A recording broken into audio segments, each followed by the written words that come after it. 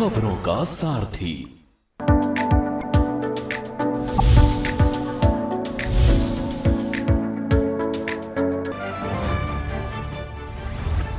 चारधाम यात्रा आज से शुरू। यमुनोत्री, गंगोत्री और केदारनाथ धाम के कल खुलेंगे कपाट। 12 मई को बद्रीनाथ धाम के खुलेंगे कपाट।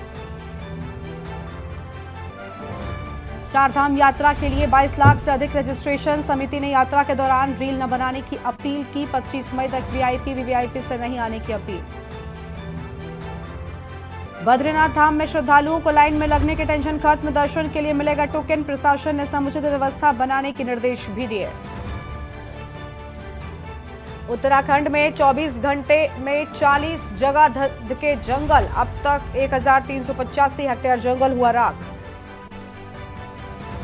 निकाय चुनाव की उत्तराखंड में सुगबुगाहट तेज। भाजपा और कांग्रेस के नेताओं ने कसी कमर। बेरोजगारी और प्रमोशन का मुद्दा गर्म रहने की आहट। उत्तराखंड के कई जिलों में 2 दिन बारिश के आसार। मौसम विभाग ने जारी किया अलर्ट। श्रद्धालुओं को सतर्क रहने की चेतावनी। आप देख रहे हैं के न्यूज, खबरों का सारथी।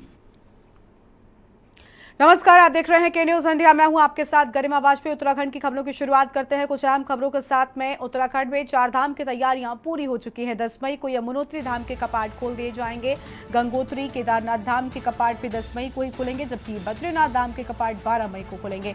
चारधाम यात्रा के लिए लाखों श्रद्धालु कर चुके हैं रजिस्ट्रेशन। 22 लाख से ज्यादा श्रद्धालु रजिस्ट्रेशन कर चुके हैं। केदारनाथ के लिए 7,60,254 रजिस्ट्रेशन। यमुनोत्री धाम के लिए 3,44,150 रजिस्ट्रेशन। गंगोत्री धाम के लिए 3,91,812 रजिस्ट्रेशन। वहीं केदारनाथ धाम के लिए 7,60,000 से ज्यादा रजिस्ट्रेशंस की बात सामने आई है। बद्रीनाथ धाम की बात कर लें तो 6,58,486 रजिस्ट्रेशन हुए हैं। वहीं हेमकुंड साहिब में भी बड़ी संख्या में रजिस्ट्रेशन सामने आए हैं। तो बड़ी जानकारी आपको हम बता रहे हैं, जहां 10 मई से चारधाम यात्रा की शुरुआत हो जाएगी।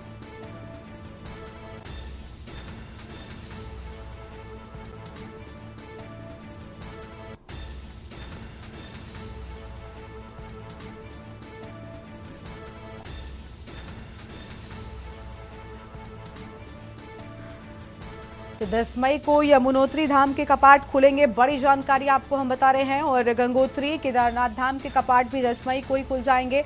और इसी खबर पर अधिक अपडेट के लिए हमारे साथ हमारे संवाददाता शुभम कोटनाला जुड़ चुके हैं। शुभम, चारधाम यात्रा की शुरुआत हो चुकी है आखिरकार, जिसका इंतजार देश दुनिया के लोग कर रहे थे। 10 मई यानी कल से 3 धामों के कपाट देखिए खुल जाएंगे। बस बद्रीनाथ में 12 तारीख से दर्शन शुरू होंगे। क्या है पूरी जानकारी आपके पास?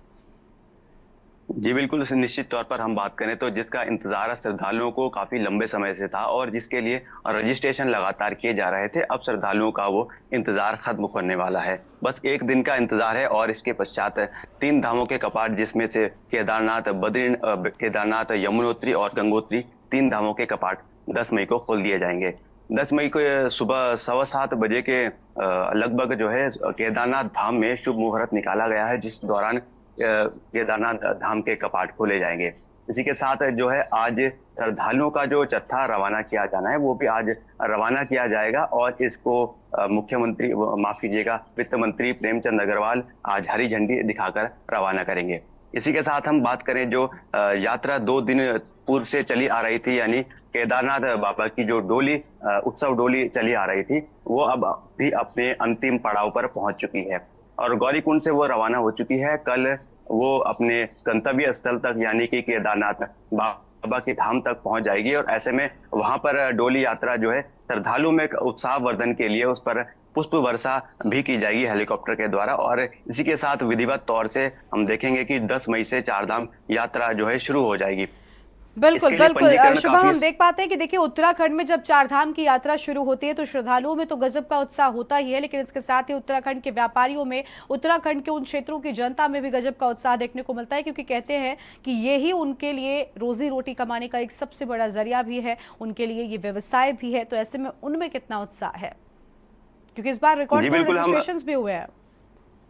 जी बिल्कुल, हम देखें तो इस बार निश्चित तौर पर व्यापारियों में काफी उत्साह देखने को मिल रहा है, क्योंकि इस बार जो है समस्त रिकॉर्ड अभी तक के श्रद्धालुओं के टूटते हुए दिखाई दे रहे हैं और निश्चित तौर पर ये आने वाले समय में टूटता हुआ दिखाई देगा।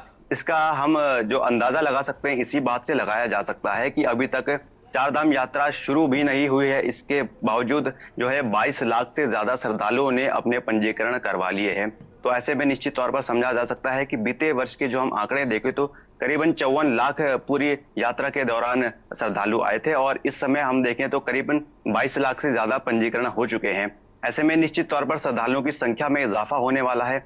होटल व्यवसायी और तमाम तरह के जो वहां पर पंडा पुरोहित हैं सभी पे में जो है उत्साह की लहर है, क्योंकि उत्तराखंड में न सिर्फ ये चारधाम यात्रा एक धार्मिक यात्रा है बल्कि उत्तराखंड की आर्थिकी के लिए भी एक ये लाइफलाइन का काम करती है। ऐसे में हम देखें तो तमाम छोटे से बड़े जो व्यापारी हैं, होटल व्यवसायी हैं और इसी के साथ घोड़ा खच्चर वाले हैं, तो हम तमाम तरह के जो यहाँ पर रोजगार करते हैं छोटे से बड़े लेकर, जो कि श्रद्धालुओं की सुविधा के लिए वहां किए जाते हैं, तो इनसे इनकी रोजी रोटी चलती है और ऐसे में ये चारधाम यात्रा और ज्यादा महत्वपूर्ण हो जाती है। साथ ही साथ हम बात करें तो प्रशासन की ओर से भी लगातार यहाँ पर तैयारियों के प्रयास किए जा रहे हैं और लगातार प्रशासन यहाँ पर जो यात्रियों की सुविधाएं हैं, रहने खाने ठहरने की सुविधा है, परिवहन की सुविधा है, उनके सुलभ दर्शन की जो व्यवस्था है उसके और भी लगातार ध्यान दे रहा है और लगातार इसकी और तैयारियां भी की जा रही है। हम देखें तो मुख्यमंत्री पुष्कर सिंह धामी भी लगातार तैयारियों का जायजा ले रहे हैं और लगातार निर्देश जारी किए जा रहे हैं कि श्रद्धालुओं को दर्शन में किसी तरह की असुविधा ना हो और श्रद्धालु जो है एक सुखद अनुभव लेकर उत्तराखंड से जा सकें, क्योंकि इसमें उत्तराखंड की एक छवि भी आती है, जिसमें कि अगर अच्छी छवि उत्तराखंड की जाती है तो श्रद्धालु निश्चित तौर पर यहाँ से खुश होकर जाएंगे और चारों धामों से आशीर्वाद लेकर भी जाएंगे। तो ऐसे में प्रशासन की ओर से भी तैयारियां पूरी है। होटल व्यवसाय भी काफी खुश दिखाई दे रहे हैं। हालांकि अभी कुछ समय पूर्व सुनने में आया था कि होटल व्यवसायी और पंडा पुरोहित किसी बात से नाराज आ रहे हैं स्थानीय प्रशासन से, कि स्थानीय प्रशासन के द्वारा उन पर जो है मनमानी थोपी जा रही है। हालांकि उसका भी अब निश्चित तौर पर जो है हल निकाला जा रहा है कि किसी तरह से आपस में सामंजस्य बिठाकर प्रशासन और व्यापारियों पंडा पुरोहितों के बीच में इस तरह की कोई भी असमंजसपूर्ण स्थिति ना बनी रहे और इसका असर हम देखें तो श्रद्धालुओं पर ना पड़े किसी भी तरह से। तो ये सब व्यवस्थाएं की जा रही है और जल्दी हम देखेंगे तो तीनों धामों के कपाट खुलने के साथ ही 10 मई के गजब का उत्साह श्रद्धालुओं में देखने को मिल रहा है और 10 मई से जब इसकी शुरुआत हो रही है, अक्षय तृतीया का पावन अवसर है जब चारधाम की यात्रा की शुरुआत हो रही है और ऐसे में बड़ी संख्या में देखिए श्रद्धालुओं के पहुंचने की उम्मीद भी जताई जा रही है। फिलहाल के लिए शुक्रिया आपका शुभम हमारे साथ जोड़ने के लिए, लेकिन बने रहेगा आगे भी आपसे अपडेट लेंगे। तो बड़ी खबर आपको हम बता दें, जहाँ पर ज्यादा से ज्यादा श्रद्धालुओं की ओर से यहाँ पर रजिस्ट्रेशन कराए जाने की बात सामने आ रही है और बड़ी संख्या में श्रद्धालु जो है वो चारधाम की यात्रा को लेकर उत्साहित नजर आ रहे हैं। बड़ी जानकारी आपको हम बता रहे हैं।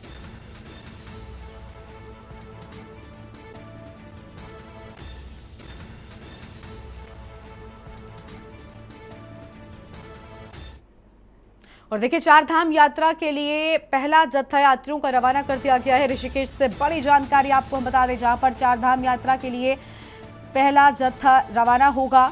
तो देखिए क्योंकि कल यानी कि 10 मई अक्षय तृतीया की पावन तिथि के साथ में इस यात्रा की शुरुआत हो रही है। ऐसे में पहला जत्था जो श्रद्धालुओं का है उसे रवाना किया जाएगा। बड़ी जानकारी और पहला जत्था रवाना होगा, इस वक्त की बड़ी जानकारी आपको हम बता रहे हैं। तो चारधाम यात्रा 10 मई से शुरू हो रही है, बड़ी जानकारी आपको हम बता दें। और इंतजार अब बस कपाट खुलने का है, जिसके बाद श्रद्धालु यहां पर जाकर दर्शन कर सकेंगे। तो ये बड़ी जानकारी आपको हम बता रहे हैं, जहां पर चारधाम यात्रा को लेकर सभी तैयारियां पूरी कर ली गई हैं।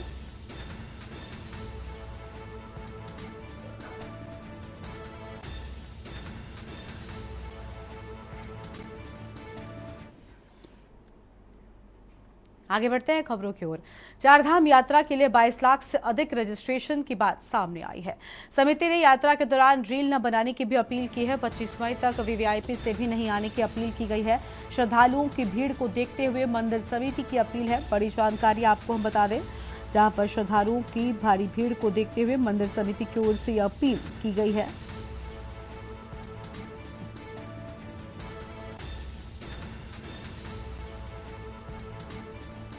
तो यह हम जानकारी आपको हम बता रहे हैं, जहां पर देखिए स्थानीय प्रशासन की ओर से फिलहाल वीआईपीज के न आने के लिए भी उनसे अपील की गई है।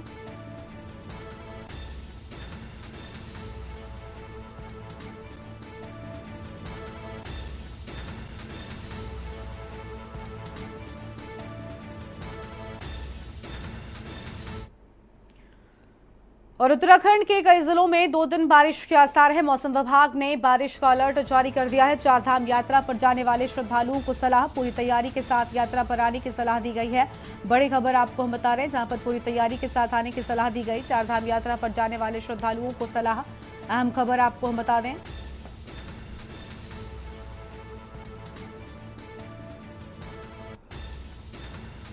और पूरी तैयारी के साथ यहां पर आने की बात कही गई है।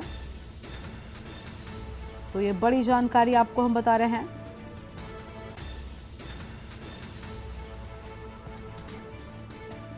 पूरी तैयारी के साथ पहुंचने की बात कही गई है। और कई जिलों में क्योंकि 2 दिनों के लिए बारिश के आसार भी नजर आ रहे हैं, मौसम विभाग ने बारिश का अलर्ट जारी कर दिया है। और अगली खबर का रुख कर लेते हैं, अल्मोड़ा से खबर है, जहां पर सोमेश्वर के चनोदा गांव में कल देर शाम भारी बारिश होने के बाद बादल फट गया और जिससे अल्मोड़ा कोशानी मार्ग बंद हो गया, जिससे मार्ग पूर्ण रूप से बंद हो गया और आवाजाही बंद हो गई। इस घटना से लोगों में दहशत का माहौल है। मौसम विभाग की भविष्यवाणी सटीक साबित हुई। दोपहर बाद अल्मोड़ा में मौसम ने मिजाज बदला और बारिश शुरू हो गई।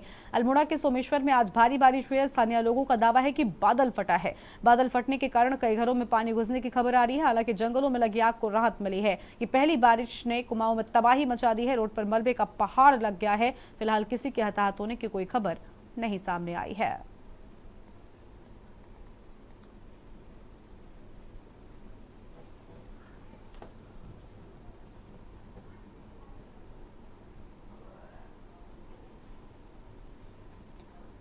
तो ये बड़ी जानकारी आपको हम बता रहे हैं, जहां पर अल्मोड़ा कोशानी मार्ग पूरी तरीके से बंद हो गया है और सोमेश्वर के चनोदा में बादल फटने की बात ग्रामीणों की ओर से कही जा रही है। ये बड़ी खबर आपको हम बता रहे हैं। और शुभम कोटनाला इसी खबर पर अधिक अपडेट के लिए हमारे साथ लगातार बने हुए। शुभम, देखिए, एक तरफ ग्रामीणों का कहना है कि यहाँ पर बादल फटा है, जबकि जो स्थानीय प्रशासन है वो बारिश की बात कर रहा है, लेकिन जो तस्वीरें सामने आई हैं ये बहुत कुछ कह रही हैं। सड़कों पर मलबे का पहाड़ इकट्ठा हो गया, आखिर ये कैसे हुआ? जी बिल्कुल, हम निश्चित तौर पर बात करें तो जो मौसम विभाग के द्वारा पूर्वानुमान जारी किया गया था वो बिल्कुल सटीक साबित हुआ और ऐसे में पर्वतीय क्षेत्रों में कई जगह बारिश और भारी बारिश भी देखने को मिली।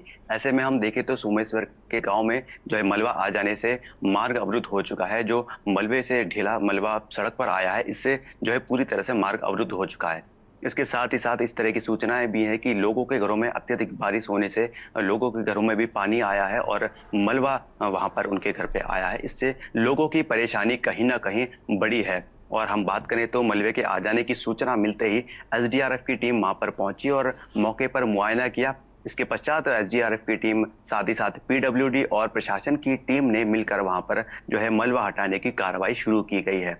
और ये प्रयास किए जा रहे हैं कि जल्द से जल्द इस मलबे को हटाया जाए और मार्ग को सुचारू किया जाए, क्योंकि हम देखें तो एक महत्वपूर्ण मार्ग है और अल्मोड़ा से ये जो मार्ग आता है तो ये निश्चित तौर पर यहाँ पर कई सारे वाहन की आवाजाही रहती है और ऐसे में अगर ये मार्ग जल्दी ना खुल सका तो कहीं ना कहीं हम देखेंगे तो आवाजाही में काफी ज्यादा समस्याएं आने वाली है। इसलिए हम देखें तो हम जो ये भारी बारिश से के कारण जो कहर हुआ है तो ये निश्चित तौर पर दुखद तो है ही, लेकिन फिलहाल इसमें किसी के हताहत होने की कोई सूचना नहीं है।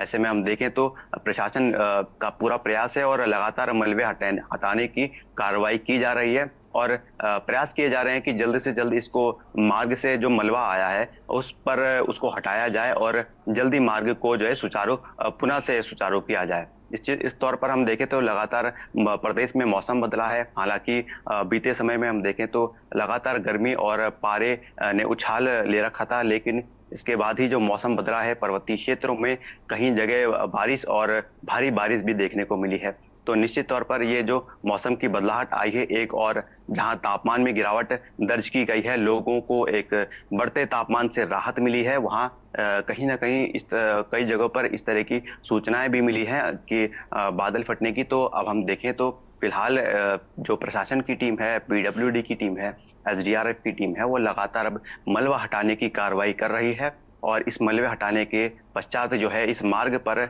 आवाजाही पूरी सुचारू की जा सकेगी। बिल्कुल, बहुत शुक्रिया आपका शुभम हमारे साथ जुड़ने के लिए और अहम जानकारी साझा करने के लिए। तो सोमेश्वर के जनोदा में बादल फटने की बात ग्रामीणों की ओर से कही गई है और बड़ी खबर अल्मोड़ा कुशानी मार्ग भी यहां पर पूरी तरीके से मलबा आने के चलते बंद हो गया है। हालांकि पीडब्ल्यू की टीम यहां पर पहुंच चुकी है और मलबा हटाने का काम उनकी ओर से लगातार किया जा रहा है। एक छोटे से ब्रेक के लिए आप रुकते जल लौटेंगे। आप देख रहे हैं के न्यूज, खबरों का सारथी। ब्रेक के बाद आप सभी का स्वागत है। हल्द्वानी के दौरे पर आज सीएम पुष्कर सिंह धामी 1:20 पर काशीपुर से एफटीआई हेलीपैड पर पहुंचेंगे। नैनीताल में वनाग्नि विद्युत आपूर्ति की समीक्षा करेंगे। मोटर मार्गों का स्थलीय निरीक्षण भी करेंगे सीएम पुष्कर सिंह धामी। 3:30 बजे काशीपुर से देहरादून के लिए रवाना होंगे। बड़ी खबर आपको हम बता रहे हैं। नैनीताल में वनाग्नि विद्युत आपूर्ति की समीक्षा करेंगे। बड़ी जानकारी आपको हम बता दें।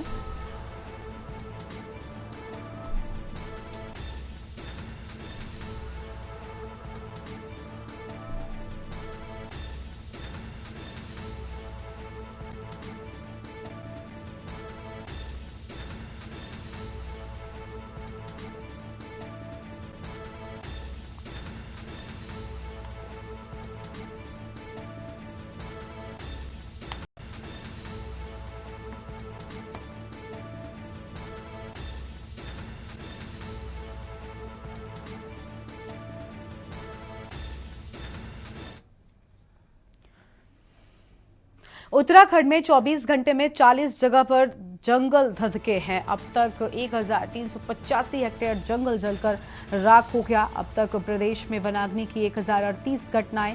लापरवाह अफसरों पर सरकार की गाज। बड़ी खबर आपको हम बता रहे हैं।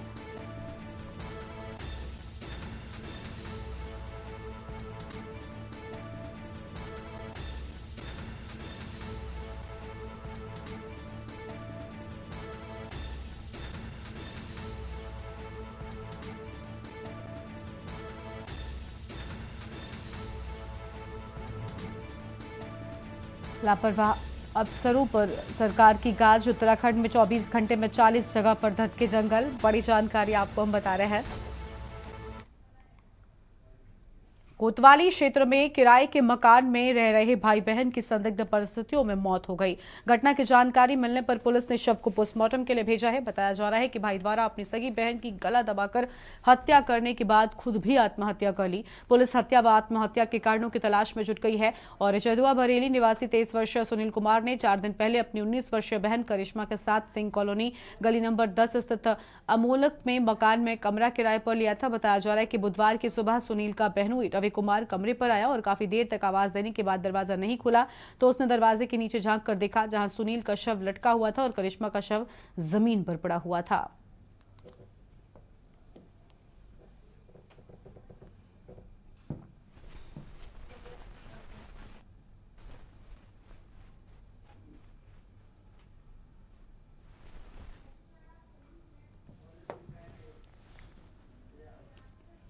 उत्तराखंड के जंगलों में धधकती आग के बीच राज्य के प्रसिद्ध चारधाम यात्रा का आगाज होने जा रहा है। जंगलों में लगी आग अब रिहायशी इलाकों तक पहुंच गई है। बढ़ती वनाग्नि की घटनाओं ने मुख्यमंत्री की चिंता बढ़ा दी है। यही वजह है कि मुख्यमंत्री ने अपने तमाम राज्यों में होने वाले प्रचार प्रसार के कार्यक्रम को स्थगित करते हुए उत्तराखंड वापस लौटने का फैसला लिया है। रिपोर्ट दिखाते हैं।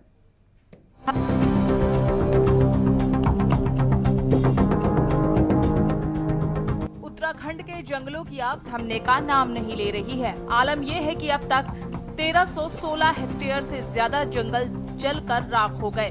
वनाग्नि की बढ़ती घटनाओं ने सरकार की टेंशन बढ़ा दी है। यही वजह है कि मुख्यमंत्री ने आनन फानन में अपने तमाम कार्यक्रमों को स्थगित करते हुए ताबड़तोड़ एक्शन शुरू कर दिए हैं। सीएम धामी ने शासन के उच्चाधिकारियों के साथ बैठक ली, जिसमें मानसून, चारधाम यात्रा और वनाग्नि के मुद्दे पर चर्चा की। इस दौरान सीएम धामी ने वनाग्नि की घटना में लापरवाही बरतने वाले 17 अधिकारियों और कर्मचारियों के सस्पेंशन के भी आदेश दिए। वहीं कांग्रेस का कहना है कि विपक्ष के दबाव से मुख्यमंत्री को वापस उत्तराखंड आना पड़ा और फील्ड में उतरना पड़ा। हर साल बड़ी यात्रा, चारधाम यात्रा, जिसकी पूरे देशवासियों को, सबको प्रतीक्षा होती है, उत्तराखंड वासियों को विशेष रूप से, वो चारधाम यात्रा की आज समीक्षा की है, उसकी तैयारियों के बारे में कि सभी कोई तैयारी छूटे ना और सब ठीक प्रकार से हो, यात्रियों को परेशानी न हो। इसके साथ साथ वनाग्नि जो हमारे लिए एक बड़ी समस्या चुनौती दोनों बनी हुई है, वो उस पर भी आज समीक्षा की है। जिम्मेदार जो अधिकारी हैं उनको फील्ड में जाने के लिए कहा था, फील्ड पर जा रहे हैं, वहाँ से काम कर रहे हैं। और जो अभी तक हमारे सामने जो रिपोर्ट आई है उस रिपोर्ट में वनाग्नि काफ़ी कम हो गई है, अब आधी से कम हो गई है। और हमारा प्रयास है कि जल्दी से जल्दी उस पर पूरी तरह से जो है कंट्रोल कर लिया जाए, नियंत्रण में लिया जाए। उसके लिए अभी भी डीएम को और यहाँ के जो हमारे शासन के सभी बड़े अधिकारी हैं उन सभी को कहा है कि सब मॉनिटरिंग करें और जो लोग इसमें कहीं ना कहीं इस प्रकार की घटनाओं को कर रहे हैं उनके खिलाफ सख्त कार्रवाई भी हो। ताकत है, ये मीडिया की ताकत है कि आप लोगों ने हमारे बयानों को दिखाया जिसके दबाव में मुख्यमंत्री आए। लेकिन मुख्यमंत्री जी तो आए, लेकिन उनके वो मंत्री कहाँ हैं जो पिछली बार भी गायब थे, इस बार भी गायब हैं।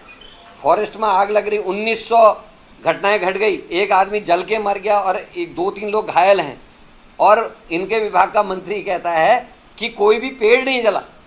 क्या गंभीरता है? मंत्री दूसरे राज्य में बैठा है, चारधाम यात्रा की बड़ी बड़ी बातें हो रही, इनरोलमेंट हो रहा है, स्वास्थ्य मंत्री, पर्यटन मंत्री, तीर्थाटन मंत्री गायब हैं।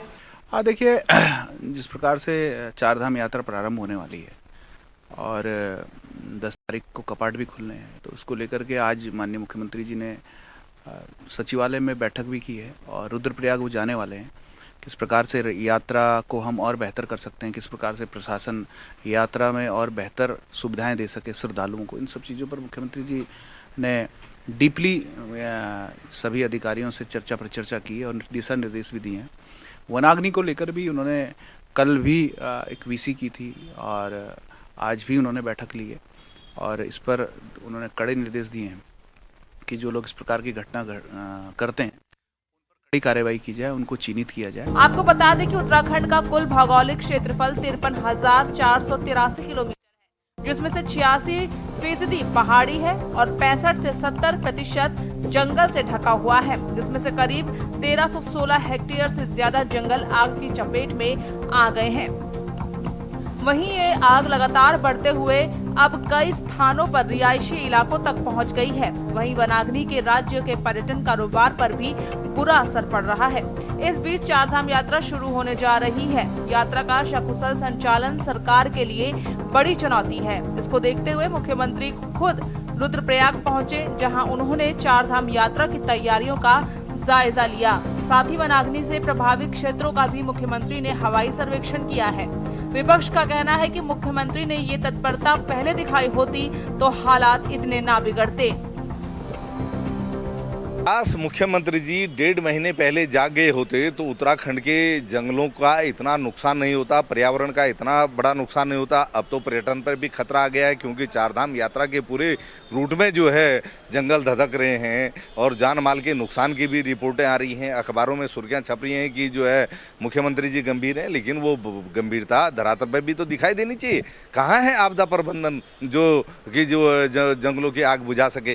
क्योंकि समय रहते आपने तैयारी नहीं की, कोई समीक्षा नहीं की, पुरानी घटनाओं से कोई सबक नहीं लिया। इसी का परिणाम है कि अप्रैल माह में जो है पिछले वर्षों की तुलना में 5 गुना अधिक जो है वनाग्नि की घटनाएं हुई हैं। आखिर जो है एसी कमरों में बैठ करके जो है योजनाएं नहीं बनती हैं।